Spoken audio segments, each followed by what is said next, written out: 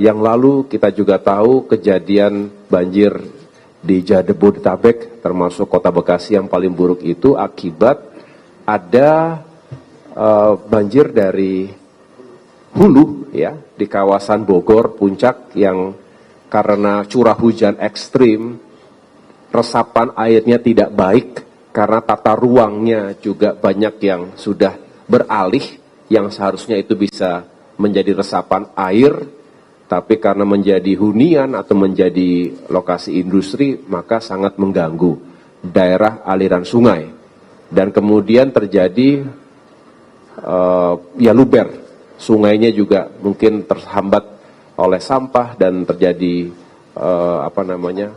penyempitan dan juga pendangkalan. Pak Menteri, terima kasih. Maka ini yang semakin memperburuk situasi, apalagi ketika permukaan air laut itu lebih tinggi di pesisir utara Jabodetabek ini, termasuk wilayah Semarang sampai dengan Gresik, itu terjadi penurunan land subsidence yang juga ini kalau tidak ditanggulangi maka lama-kelamaan ya akan semakin parah. Tanggul pantai ini harus kita perkuat. Tapi kita juga memikirkan bagaimana air tanah tidak habis-habisan dieksploitasi sehingga permukaan tanah itu makin turun. Jadi harus ada suplai air. Yang sekarang untuk Jabodetabek ini diperkuat dari Jatiluhur dan juga Bendungan Karian dari Banten. Dan barulah ketika itu semua sudah tidak bisa lagi tidak memadai, maka dipikirkan pembangunan tanggul raksasa, tanggul laut.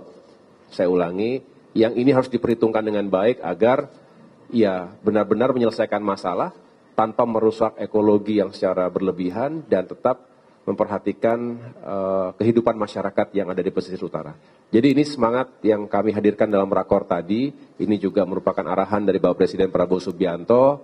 Tadi Pak Menteri Perumahan juga mengingatkan, ditambah lagi dengan masukan-masukan yang lain, agar perencanaannya harus benar-benar matang, terintegrasi, dan melibatkan berbagai pihak. Ini adalah upaya pemerintah bekerja sama dengan semua stakeholders, termasuk kita juga membicarakan skemanya seperti apa, skema kerjasamanya, pembiayaannya agar mencukupi, karena kita tahu diprediksi ini akan memakan anggaran yang tidak kecil, tetapi Bapak Presiden juga mengatakan jangan berpikir itu, kita berpikir penyelamatan manusianya, menyelamatkan lingkungan hidup kita.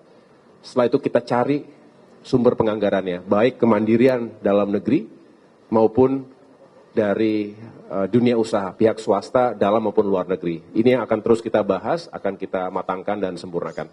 Desainnya sudah terus kita perbaiki sehingga mudah-mudahan ini akan mendapatkan keputusan dan bisa segera dijalankan. Demikian.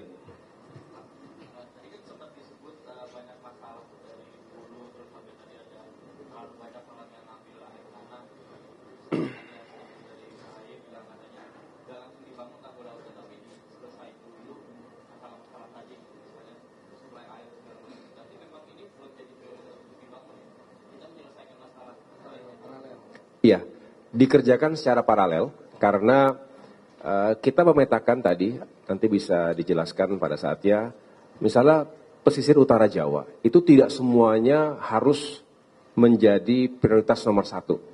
Ada beberapa yang masih bisa dengan pendekatan lain. Jadi ada istilahnya itu gray solution dengan green solution. Misalnya beton itu sudah merupakan, ya berarti ada pembangunan infrastruktur, tapi juga masih bisa menggunakan pendekatan misalnya dengan mangrove dan lain sebagainya, atau kombinasi di antaranya. Kemudian tadi juga dipaparkan oleh Pak Deputi, ada beberapa pilihan. Pilihan ini tergantung kondisi, sekali lagi, dari tiap-tiap daerah. Bisa tanggul itu sifatnya kita defensif, kita ada tetap di situ diberikan tanggul, atau karena kalau sudah parah, sedangkan anggaran membuat tanggul lebih mahal dibandingkan kita mundur, maksudnya retreat, masyarakat harus mundur sedikit begitu, kalau memungkinkan lahannya masih ada, bisa dipilih jalan itu, atau kalau memang tidak memungkinkan untuk mundur bertahan, maka go forward, ke depan.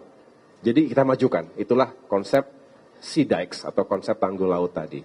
Jadi masih ada kombinasi yang bisa kita racik dengan benar, dengan baik, dengan tepat begitu. Jadi tidak harus ini selesai baru yang berikutnya, tetapi dikerjakan secara paralel. Termasuk tadi normalisasi sungai, pembersihan sewerage system itu. Jadi kualitas air juga lebih baik, dan paling penting sekali lagi supply air bersih ini jangan sampai kurang. Kalau kurang ya pasti akan diambil dari tanah. Iya, konsepnya akan gabungan, akan kombinasi, begitu.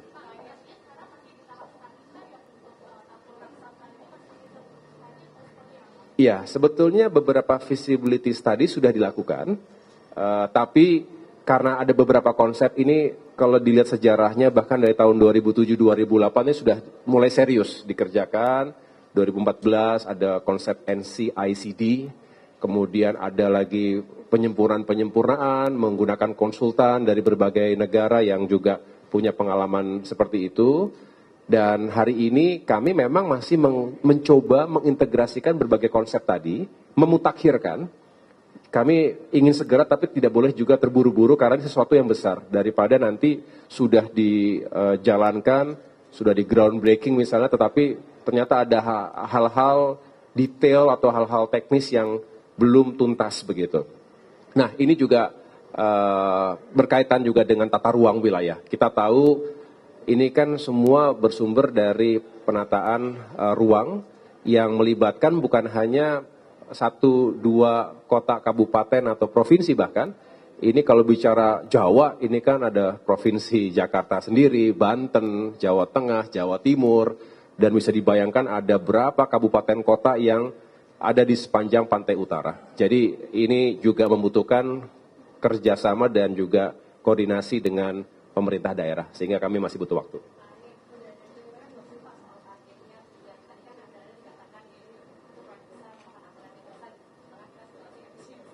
Ya, ini juga tadi yang kita bicarakan, bahwa sumber anggaran ini juga harus kreatif, tidak bisa kita bersandar pada APBN atau APBD, karena memang prioritas yang dihadirkan di awal pemerintahan Bapak Prabowo Subianto juga cukup banyak dan banyak sekali yang memang sangat mendasar.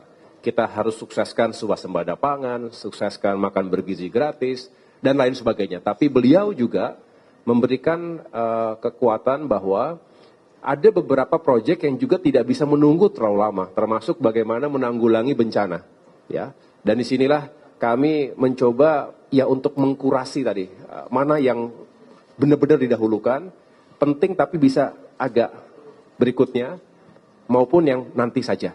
Nah, ini yang lagi dipetakan tadi dengan catatan kita sedang mengintegrasikan berbagai konsep yang sudah ada selama ini, termasuk menghitung, mensimulasikan anggarannya. Saya tidak jelaskan di sini secara rinci, tapi ada beberapa simulasi.